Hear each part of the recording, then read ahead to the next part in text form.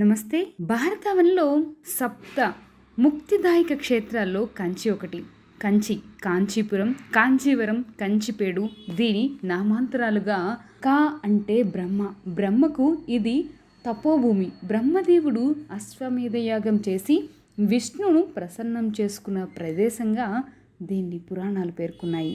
ఆ యుగంలో పాల్గొనడానికి వచ్చిన వారికి సదుపాయాలు కల్పించడానికి బ్రహ్మ ఆజ్ఞపై విశ్వకర్మ నిర్మించబడిన కట్టణంగా కంచి అని పురాణం చెప్తుంది.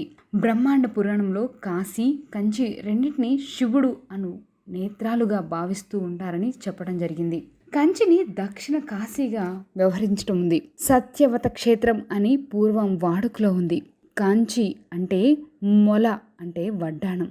భూదేవికి నడుమ భాగంలో కంచి క్షేత్రము ఉంటుందట. శక్తిపీఠాల్లో ఒకటి కంచి. సతీదేవి కంకణం అక్కడే పడిందట. ఇక్కడ దేవి దేవగర్భం అని, భైరవుడు రుద్రుడని తంత చూడామణి గ్రంథం చెప్తుంది. కాంచీపురం శివ కంచిగా, విష్ణు కంచిగా అని రెండు భాగాలు. శివ కంచిలో 108 శివాలయాలున్నాయి. కామాక్షిదేవి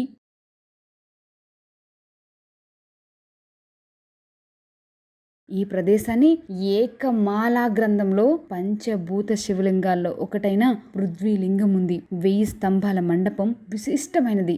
కైలాసనాథుని క్షేత్రం.